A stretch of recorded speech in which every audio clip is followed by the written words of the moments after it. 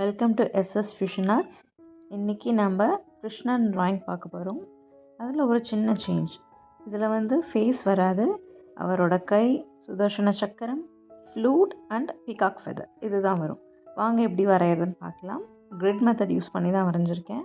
Grid reference picture கொடுத்துருக்கிறத base பண்ணி numbers போட்டிருக்கேன். 2x2 சென்டிமீட்டரில் grid scale கம்ப்ளீட்டாக வரைஞ்சிருக்கேன். ரெஃபரன்ஸ் மேலே கொடுத்துருக்கேன் பாருங்கள். சார்கோல் பென்சில் யூஸ் பண்ணி தான் வரைஞ்சிருக்கேன். நான் வரைய ஸ்டார்ட் பண்ணதே சார்கோல் பென்சிலில் தான். லைட்டாக போட்டுட்டு அதுக்கப்புறமா கரெக்டாக போட்டதுக்கப்புறமா டார்க்கன் பண்ணியிருக்கேன். ஃபேஸ்லேருந்து ஸ்டார்ட் பண்ணியிருந்தோம்னா ஃபஸ்ட்டு நெத்தி பொட்டுலேருந்து ஸ்டார்ட் பண்ணியிருக்கலாம்.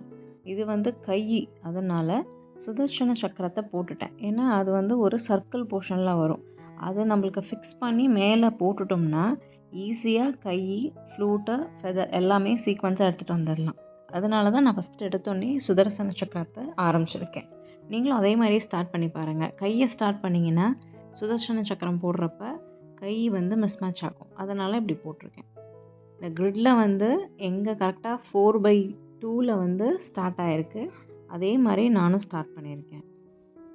ட்ராயிங் ஸ்டார்ட் பண்ணுறப்ப நம்ம ஒரு ரெஃபரன்ஸ் எடுத்து ஸ்டார்ட் பண்ணுறோம் இல்லையா, அது சேம் கடைசி வரைக்கும் ஃபாலோ பண்ணிக்கிட்டே வரணும். அந்த ஆக்சஸ் 4, 2, 3, 5ன்னு இந்த கரெக்டாக ஒவ்வொரு விரல்கிட்டையும் சரி, ஃப்ளூட்டு ஒவ்வொரு போர்ஷன் நீங்கள் வரைகிறப்ப அந்த எந்த ஆக்சஸில் அது ஸ்டார்ட் ஆகுதுன்னு பார்த்துக்கிட்டு நீங்கள் ஸ்டார்ட் பண்ணிங்கன்னா ட்ராயிங் பர்ஃபெக்டாக வரும். நீங்கள் கன்ஃபியூஸே ஆகாமல் எப்படி ஸ்டார்ட் பண்ணிங்களோ அதே மாதிரி முடிக்கிற வரைக்கும் பர்ஃபெக்டாக அதே ரெஃபரன்ஸ் பிக்சரை பார்த்து நீங்கள் வரைகிறப்ப பர்ஃபெக்டாக வரும். வீடியோ ஃபுல்லாக பாருங்கள். நான் டிப்ஸ் அண்ட் ட்ரிக்ஸ் சொல்லுவேன், எதையும் மிஸ் பண்ணாதீங்க. இந்த ட்ராயிங்க்கு உள்ள டிப்ஸ் அண்ட் ட்ரிக்ஸ் மட்டும்தான் சொல்லியிருப்பேன். ஏன்னா அப்போ தான் உங்களுக்கு கன்ஃபியூஸ் ஆகாமல் உங்களுக்கு வரைகிறதுக்கு ஈஸியாக இருக்கும்.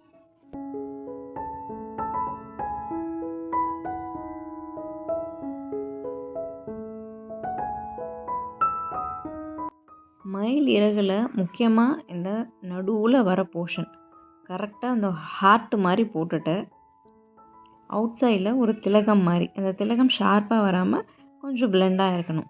அந்த 2 போர்ஷனும் பர்ஃபெக்டாக போட்டுட்டிங்கன்னா உங்களுக்கு பீகாக் ஃபெதர் ரொம்ப அழகாக ஈஸியாக போடலாம். நான் அவுட்லைன் போட்டுட்டேன். இப்போ ஓவரால் ஸ்கெட்ச் முடிஞ்சிடுச்சு. ஸோ கம்ப்ளீட்டாக டார்க் பண்ணிவிட்டு வரேன் பாருங்கள். ஷேடிங்கும் அதே மாதிரி மேலேருந்தே ஷேடிங் ஸ்டார்ட் பண்ணிட்டு வந்துட்டிங்கன்னா உங்களுக்கு சைடில் ஸ்மஜ் ஆகாது. இந்த டிஷ்யூ பேப்பர் வைக்கணும், க்ளவுஸ் போட்டுக்கணுங்கிற நெசசிட்டி வராது. உங்களுக்கு ஃப்ரீயாக வரையலாம்.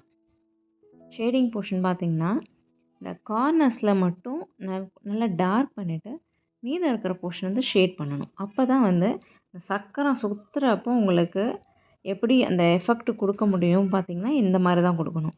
கார்னர்ஸில் டார்க் பண்ணிடணும், மீதம் இருக்கிற இடத்துல லைட் பண்ணிட்டிங்கன்னா போதும். ரொம்ப நீங்கள் பிளெண்டிங் ஸ்டம்ப் இதுக்கு யூஸ் பண்ணக்கூடாது. ரொம்ப யூஸ் பண்ணிங்கன்னா அந்த ஒரிஜினாலிட்டி போயிடும்.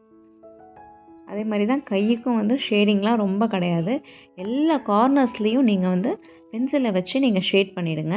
பிளெண்டிங் ஸ்டம்ப் நான் யூஸ் பண்ணியிருக்க மாட்டேன். இதில் ஒயிட் பென்சில் தான் யூஸ் பண்ணியிருப்பேன். லாஸ்ட்டாக அது டச்சப் பண்ணுறப்ப எப்படி பண்ணுறேன்னு பாருங்கள். அந்த ஒயிட் பென்சில் லாஸ்ட்டாக தான் யூஸ் பண்ணியிருக்கேன். பிளெண்டிங் ஸ்டம்ப் எங்கேயுமே யூஸ் பண்ணல. கம்ப்ளீட்டாக கவனித்து பாருங்கள்.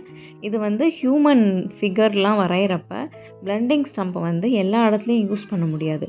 ஏன்னா ஸ்கின் டோன் மாறிடும். கம்ப்ளீட்டாக அது பிளாக் ஸ்கின் டோனாக மாற்றிடும். இந்த மாதிரி ஷேடிங் பண்ணுறப்ப பார்த்து கேர்ஃபுல்லாக பென்சில்லையே லைட்டாக ஷேட் பண்ணணும்.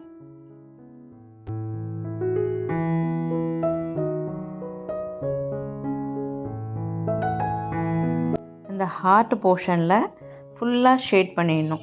கார்னர்ஸ்லாம் டார்க் ஷேட் பண்ணணும், மிடில் மட்டும் லைட்டாக ஷேட் பண்ணணும். திலகம் போர்ஷன் கிட்ட கார்னர்ஸில் ஷேட் பண்ணிவிட்டு ரிமைனிங் போர்ஷனில் சின்ன சின்னதாக க்ளோஸாக லைன்ஸ் ட்ரா பண்ணணும். உங்களுக்கு இறகோட அந்த கோடு கோடாக தெரியும் இல்லையா, அதோட டீடைலிங் தான் அந்த பார்ட். அவ்வளோதான். இந்த உள்ளார ஃபெதரோட இன்னர் போர்ஷன் முடிஞ்சிடுச்சு. இப்போ ஃபெதர்ஸ் தான் வரையணும். கையில் வளையல் ரொம்ப டீடியஸாலாம் இல்லை, சிம்பிளாக ஒரு சர்க்கிள் மாதிரி தான் வரைஞ்சிருக்கேன். அடுத்தது ஃப்ளூட்டு வரையணும். ஃப்ளூட்டை டார்க்கன் பண்ணிவிட்டு அந்த கார்னர்ஸில் வர வளைவுகள்லாம் வளைஞ்சிட்டு அப்புறம் புல்லாங்குழலில் வர அந்த ஹோல்ஸ் வரும் இல்லையா, ஹோல்ஸ் போர்ஷனை கரெக்டாக ஸ்ப்ளிட் பண்ணி டிஸ்டன்ஸ் ஸ்ப்ளிட் பண்ணி மார்க் பண்ணி வரைஞ்சிக்கோங்க. இந்த ஃப்ளூட்டில் வர டிசைனை வந்து கொஞ்சம் ஹைலைட் பண்ணி மேலே காமிக்கிறதுக்கு எப்படி பண்ணணும்னா, ஃப்ளூட் போர்ஷனில் டார்க்கன் பண்ணிடணும். இந்த டிசைனுக்கு கீழே வர போர்ஷனில் நான் பண்ணுற மாதிரியே பண்ணிங்கன்னா அந்த டிசைன் வந்து ஹைலைட் பண்ணி காமிக்கணும். ஏன்னா அது வந்து ஒரு ஃப்ளூட்டில் கொடுத்துருக்குற மேலே வந்து ஒரு முகப்பு மாதிரி ஒரு டிசைன் அது. அது மேலே ப்ரொஜெக்ட் ஆகி மாதிரி வரணும்னா உள்ளார டீட்டெயிலிங் பண்ணிங்கன்னா தான் அது நல்லா தெரியும். இப்போ ஃபெதர் போர்ஷன் பாருங்கள், நல்லா அந்த கார்னர்ஸ்லேருந்து இழுத்து விடுங்க. அவுட் சைட்லேருந்து இன்சைட் வந்தீங்கன்னா அந்த கார்னர் வந்து அந்த ஃபினிஷிங் வந்து ஃபைனாக வராது.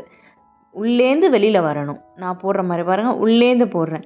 ஒரு சிலது வந்து வெளியிலேருந்து உள்ளே போட்டிருப்போம். அது வந்து திக்காக காமிக்கிறதுக்கு ரொம்ப ஒன்றுமே கஷ்டப்படாமல் போடணும்.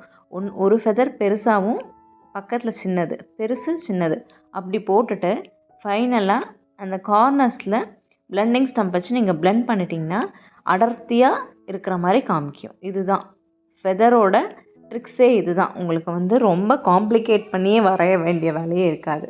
அந்த திலகம் போர்ஷன் மாதிரி இருக்கிற இடத்துல ஒயிட் லைன்ஸ் தெரியுது இல்லையா, அதில் அங்கங்கே உங்களுக்கு ஸ்மட்ச் பண்ணுறப்ப ஒயிட் போர்ஷனில் பென்சில் படுறதுக்கு சான்சஸ் இருக்குது.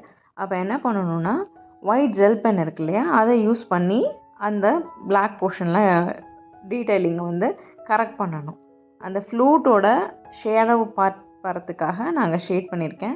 இப்போ ஒயிட் பென்சில் எடுத்திருக்கேன். ஃபஸ்ட்டு சொன்னேன் இல்லையா, இப்போ ஒயிட் பென்சில் எடுத்து அந்த கைக்கிட்டலாம் வந்து பிளாக் போர்ஷன் மேலேயே நீங்கள் வந்து ஒயிட்டை யூஸ் பண்ணிங்கன்னா ஷேடிங் பண்ண மாதிரி முடிஞ்சிடும். தனியாக வந்து ஸ்டம்பை வச்சு பண்ண வேண்டாம்.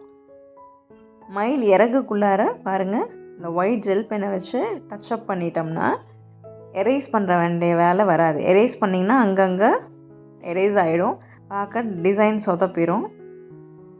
இப்போ பாருங்கள் எப்படி நான் பண்ணுறேன் பாருங்கள். அதே மாதிரி ஃபாலோ பண்ணிங்கன்னா ஈஸியாக இருக்கும். அவ்வளோதான், ட்ராயிங் முடிஞ்சிருச்சு. இந்த மாதிரி ஈஸி ட்ராயிங் பார்க்குறதுக்கு என்னோடய சேனலை சப்ஸ்கிரைப் பண்ணுங்கள். டிஃப்ரெண்ட் காட் ட்ராயிங்ஸ் பார்க்குறதுக்கு மேலே லிங்க் கொடுத்துருக்கேன், உள்ளார போய் பாருங்கள். பிடிச்சிருந்தால் லைக் பண்ணுங்கள், ஷேர் பண்ணுங்கள், மறக்காமல் சப்ஸ்கிரைப் பண்ணுங்கள். கமெண்ட் செக்ஷனில் கமெண்ட்ஸ் கொடுங்க. நெக்ஸ்ட் வீடியோவில் பார்க்கலாம். டாடா, பாய்.